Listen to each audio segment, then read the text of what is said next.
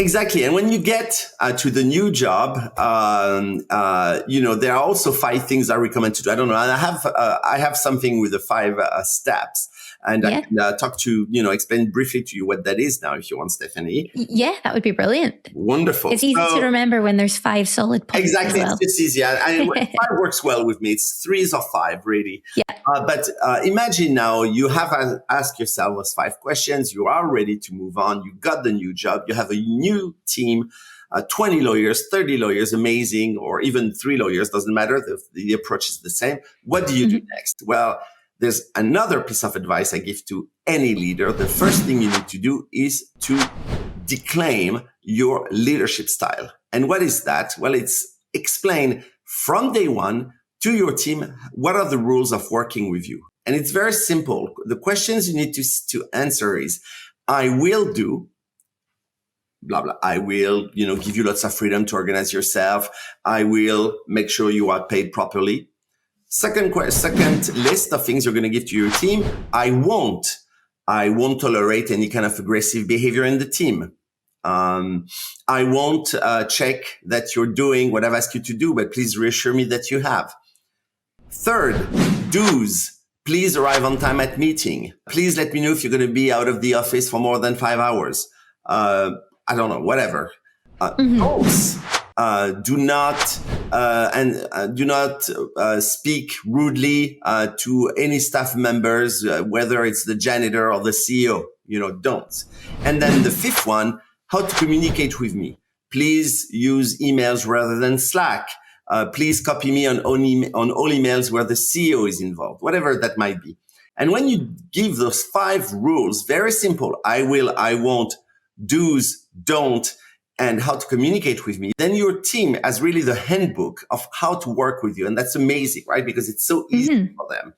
And then I also, because this is not a dictator, when you start going to a new team, I highly recommend you ask the team in return to tell you the do's and don'ts of working with them, and that they have a chance in front of their peers and to you to say, do not talk to me before my 5th coffee in the morning, Yeah. or, do add please in any request you send to me, because that's a pet peeve of me in the office, whatever that might be. And so, I think when you can do this sort of what I call clear contracting, then you have a lot of chances to, very quickly know how your team functions, and they also know how you function. And that solves so many problems, and it accelerates actually your onboarding.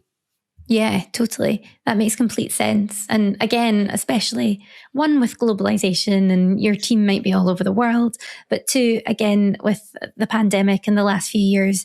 And it sounds like lots of companies probably will remain remote or partially remote. So I think laying those kind of guidelines in terms of what works best and what you expect from your team are probably more important now than they ever have been.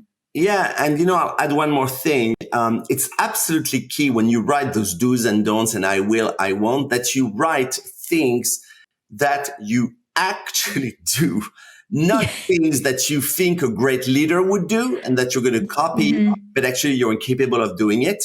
That's a great point. Otherwise, you land the problem because I usually tell my mentees, the people I work with, be careful. You have to sign with your blood on that one, right? Because, if you write things just because it sounds cool to say that, choose, or I will participate every year for a week to a charity.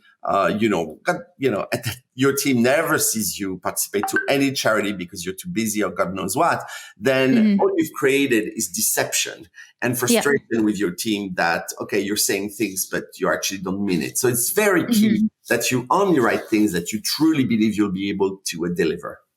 Yeah, definitely. It's almost a relationship contract. Almost. And I suppose in terms of, so you've laid these out, you know what you want to tell your team.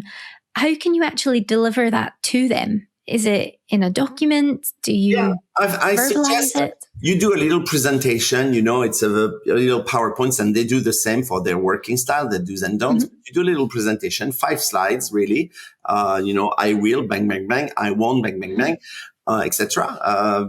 Those don'ts and how to communicate with me.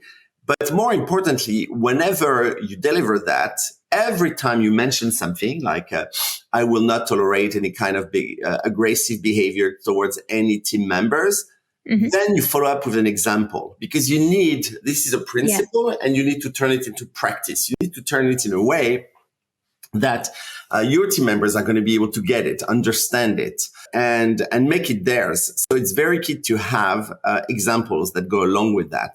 And then, you go through the 5 slides. And what I recommend is after each slide, let's say after the I will, what you do is you turn to your team and say, okay, is everything clear here? Do you have any questions? Is anything unclear? And maybe your team will have, a clarification question. And sometimes, we write these things on our own. And when you read it after the question of your team member, you go, you know what? Good point. Not clear enough. And then what I recommend is on the spot to change the wording in your I will to make it super clear so that there's no ambiguity. And then, you do that I will, I won't, do's, don'ts, and the best way to work with me. And then when your team members, one after another, explain their do's and don'ts, your role as a leader is also to ask many clarification questions so that your team feels that they're being heard, empowered, and that you do actually genuinely care. To understand how they like to work. And once all of that has been done, the best thing is to collect the working style on the one hand and your leadership style on the other, put all of that in one big Prezzo, make it a PDF document, and boom, you send it to every team member. And so everybody has this book. And what I usually tell the mentees is, guys, you need to tell them you're actually happy that they challenge you if you don't respect your own contract. And, you need to be able to be told, actually, you say you do this, but I'm sorry, you actually don't.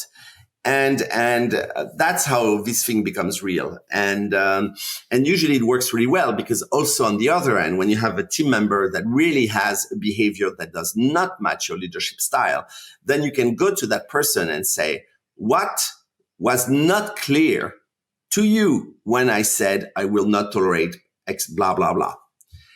And please, enlighten me. What was not clear? And that's really a nice way, because rather than, going back to on this day, you did X, Y, or Z and going into the nitty gritty details, he said, she said, blah, blah, blah. You're bringing it back one level up by going, I have set some principles for this team. And there are things, that I said I would do and things that I won't do. And more importantly, I told you things to do with me and things to never do with me. And right now, what is not clear in this, don't do whatever that might be.